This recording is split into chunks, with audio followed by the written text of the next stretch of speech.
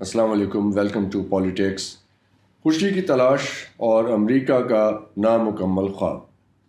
امریکہ کی موجودہ پریشانی کو دو اہم غلطیوں سے منسوب کیا جا سکتا ہے: نیٹو کو روس کی سرحدوں تک توسیع دینے کا فیصلہ اور فلسطینی علاقوں میں اسرائیل کی توسیع سمیت اس کے ہر مطالبے کو تسلیم کرنے پر آمادگی۔ یہ دونوں نکات امریکی پالیسی سازوں کے ذہنوں میں زور پکڑ رہے ہیں، خاص طور پر 7 اکتوبر کو اسرائیل پر حماس کے حملوں کے بعد۔ یورپ اور مشرق وسطیٰ کے بارے میں امریکی پالیسی 20ویں صدی کی 2 عالمی جنگوں کے دوران اس کے تجربات کی روشنی میں سمجھی جا سکتی ہے۔ یورپ صدیوں سے ایک مستقل میدان جنگ بنا رہا ہے، جہاں 19ویں صدی میں صنعتی انقلاب ایک اہم موڑ کی حیثیت رکھتا ہے۔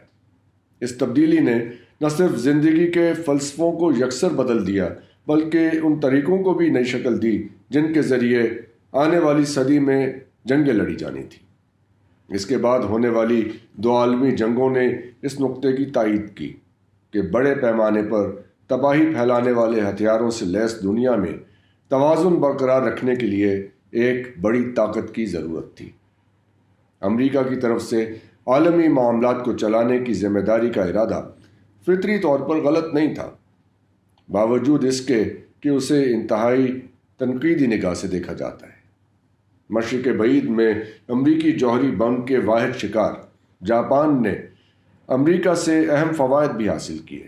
امریکی قبضے نے جاپان میں زرعی اصلاحات متعارف کرائیں، جس نے تاریخی طور پر مظلوم کسانوں کو آزاد کیا اور ایک خوشحال متوسط طبقے کی بنیاد رکھی۔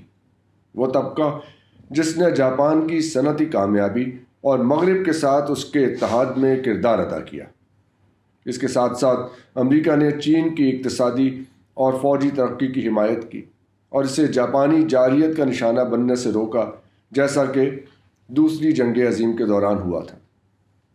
امریکہ نے چین کو تکنیکی مدد فراہم کی، انسانی وسائل کو ترقی دینے میں مدد کی اور اس کی مصنوعات کے لیے بڑی مارکیٹ فراہم کی۔ اسی طرح امریکہ نے جرمنی کی معیشت کی تعمیر نو میں مدد کی اور 1945 کی جنگ میں شکست کے بعد اسے جو صدمہ برداشت کرنا پڑا تھا، اس سے نکلنے میں کردار ادا کیا۔ اس میں کوئی شک نہیں کہ امریکیوں نے تکنیکی اور علمی طور پر عالمی ترقی میں اہم کردار ادا کیا ہے۔ تاہم ان کوششوں کے باوجود سرد جنگ کے بعد کے دور میں جب روایتی حریف سوویت یونین بکھر گیا تو امریکہ مخالف جذبات بڑھتے چلے گئے۔ مشرق وسطیٰ، بالخصوص عراق، لیبیا، شام اور افغانستان میں امریکی فوجی مداخلت کے بعد مسلم دنیا میں خاص طور پر یہ جذبات بہت بھڑک اٹھے۔ مشرق وسطیٰ امریکہ کے لیے 2 جانی مانی وجوہات کی بنا پہ اہمیت کا حامل ہے: خلیجی ممالک میں تیل کے وسیع ذخائر اور روسی اثر و رسوخ کم رکھنے کے لیے خطے میں اسرائیل کی موجودگی۔ تاہم 7 اکتوبر کو حماس کی جانب سے اسرائیل پر کیے جانے والے حملوں نے امریکہ اسرائیل تعلقات میں بہت سے چیلنجز کو بے نقاب کیا ہے۔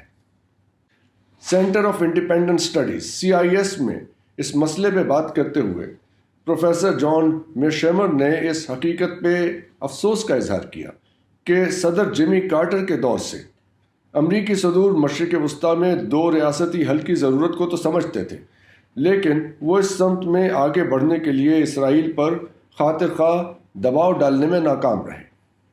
چنانچہ اسرائیل نے فلسطینی سرزمین پر اپنی توسیع اور قبضے کو جاری رکھا اور فلسطینی ریاست قائم نہ ہو سکی۔ نتیجتاً امریکہ اب خود ایک ناپسندیدہ اور غیر یقینی صورتحال سے دوچار ہے، یعنی ایک ایسے تنازع میں اسرائیل کی حمایت کرنے پہ مجبور ہے جو مشرقی ایشیا میں حقیقی خطرے سے اس کی توجہ ہٹا رہا ہے، جہاں چین کی طاقت اب ایک اہم چیلنج ہے جسے انہوں نے کبھی بڑے پیمانے پہ ترقی دینے میں مدد کی تھی۔ یہ مسئلہ 2008 میں امریکیوں کی طرف سے کیے گئے ابتدائی غلط اقدامات کی وجہ سے مزید بڑھ گیا ہے، جس میں روس کی سرحدوں کے قریب، خاص طور پر یوکرین میں نیٹو کی توسیع پر زور دیا گیا۔ اپنے خطاب کے آغاز میں پروفیسر نے 1989 سے 2017 کے درمیان کے عرصے کو تاریخ کے ایک اہم لمحے کے طور پہ اجاگر کیا، جب ایک یونیپولر نظام دنیا میں قائم تھا۔ ان کا کہنا ہے کہ اس دوران امریکہ نے واحد سپر پاور کی حیثیت سے یورپی اور مشرقی ممالک کو ایک سیکیورٹی چھتری فراہم کی، جس سے انہیں پھلنے پھولنے کا موقع ملا۔ اس سے اس بات کی تائید ہوتی ہے کہ ایک آزاد دنیا اور آزاد منڈی کی معیشت کے حامی کی حیثیت سے امریکہ نے ایک عالمی نظام کو برقرار رکھنے کی کوشش کی ہے، جس میں اشیاء اور سرمایہ کا آزادانہ بہاؤ جاری رہے۔ تاہم اس پالیسی کی اپنی مخفی خامیاں ہیں۔ تھیشرائٹ اقتصادی ماڈل کے مطابق برطانیہ کے شمال میں فیکٹریوں اور مینوفیکچرنگ کا قیام عمل میں آیا، جبکہ خوشحال جنوبی حصہ کاروبار اور تجارت کو کنٹرول کرتا۔ اسی طرح مغرب نے ترقی پذیر ممالک کو مینوفیکچرنگ آؤٹ سورس کی۔ اس کے نتیجے میں مغرب کو بڑے پیمانے پر فوجی ہارڈ ویئر تیار کرنے میں مشکلات کا سامنا ہوا، خاص طور پر جنگی ٹینک، توپ خانے اور گولہ بارود، جس کی وجہ سے روسیوں کو نیٹو کی مجموعی اسلحے کی رسد پر برتری حاصل ہو گئی۔ یوکرین نے روس کی طرف سے فائر کیے گئے 10 لاکھ سے زیادہ گولوں کے مقابلے میں 125 mm کے محض 1.5 لاکھ گولے فائر کیے، اور اب امریکہ کی زیر قیادت مغرب کو میدان جنگ میں اس چیلنج کا سامنا ہے، جو مشرقی یورپ سے مشرق وسطیٰ تک پھیل چکا ہے، اور مشرق بعید یعنی تائیوان اور جنوبی کوریا میں مزید پھیلنے کا خدشہ ہے۔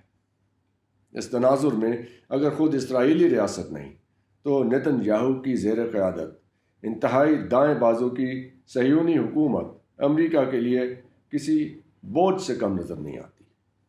اس خیال کی تصدیق سابق امریکی فوجی افسر اور دفاعی تجزیہ کار اسکاٹ ریٹر نے اپنے حالیہ انٹرویو میں کیا ہے۔ اسکاٹ واضح طور پر اسرائیل کی توسیع پسندانہ پالیسیوں اور غزہ پر ان کے اقدامات کے اثرات پہ تنقید کرتے ہیں، جس کے نتیجے میں بالآخر 7 اکتوبر کو اسرائیل پر حماس کے حملے ہوئے۔ انہوں نے اسرائیلی افواج کی غزہ پر کوئی بامعنی زمینی حملہ کرنے یا حماس کے خلاف گوریلا جنگ میں کامیابی پر بھی سوال اٹھائے۔ ان کے مطابق اسرائیل کے پاس ضروری فوجی تربیت اور صلاحیت کا فقدان ہے۔ اسکاٹ کا ماننا ہے کہ اسرائیل کی اس جنگ میں شکست فلسطینی ریاست کے قیام اور اس معاملے کو ہمیشہ کے لیے حل کرنے کا موقع پیدا کر دے گی۔ ان دو باشعور امریکیوں کی جانب سے اسرائیل کے نقطہ نظر سے صورتحال کا منفی تجزیہ اس خیال کو تقویت دیتا ہے کہ امریکہ مشرق وسطیٰ میں آئے دن کے اس مسئلے سے تنگ آ چکا ہے، اور وہ دنیا کے دیگر خطوں میں زیادہ نازک حالات کی قیمت پر اسرائیل کے لیے اپنا اثر و رسوخ استعمال کرنے کے لیے تیار نہیں ہے۔ جہاں روس اور شمالی کوریا کے رہنما اسرائیل فلسطین تنازع کے تناظر میں مسلم ممالک کو اپنی طرف راغب کر رہے ہیں، وہیں امریکی یقیناً اس پیش رفت کو پریشانی کے ساتھ دیکھ رہے ہیں، جبکہ 2 ریاستی حل کے بارے میں اسرائیل کے جارحانہ رویے نے مسلم دنیا میں امریکی کوششوں اور تعلقات کو متاثر کیا ہے، خاص طور پر سعودی عرب کے ساتھ حالیہ دور میں۔ عام تاثر کے برعکس امریکہ کو کبھی بھی اسلام کے ساتھ بطور مذہب کوئی مسئلہ درپیش نہیں رہا۔ اگر ایسا ہوتا تو سعودی عرب یا پاکستان کے ساتھ مثبت تعلقات برقرار نہ رکھ پاتا۔ تاہم واحد سپر پاور کی حیثیت کے دور میں امریکیوں کی طرف سے سنگین غلط اندازے لگائے گئے۔ بعض معاملات اور جگہوں پر امریکی سفارتکاروں نے تکبر کا مظاہرہ کیا اور 2 ٹوک بیانات دیے، جیسا کہ سرد جنگ کے بعد لاہور میں سفیر کوکس کا طرز عمل تھا۔ مسلم ممالک خاص طور پر پاکستان کو اپنے ذہن اور بیانیے سے بعض دقیانوسی تصورات کو ختم کرنے اور امریکہ اور مغرب کے ساتھ اپنے تعلقات کا تعین کرتے وقت زیادہ منطقی نقطہ نظر اپنانے کی ضرورت ہے، اور شاید اسی طرح کے زیادہ محتاط الفاظ کا استعمال امریکہ اور اس کے اتحادیوں کو بھی فائدہ پہنچائے گا۔ جو شخص افریتوں سے لڑتا ہے وہ اس بات کا خیال رکھے کہ کہیں وہ خود افریت نہ بن جائے، اور اگر آپ زیادہ دیر تک کسی اندھے کنویں میں جھانکیں تو وہ کنواں بھی آپ کی طرف دیکھنا شروع کر دیتا ہے۔ Friedrich Nietzsche, beyond good and evil. آپ کے دیکھنے کا بہت بہت شکریہ۔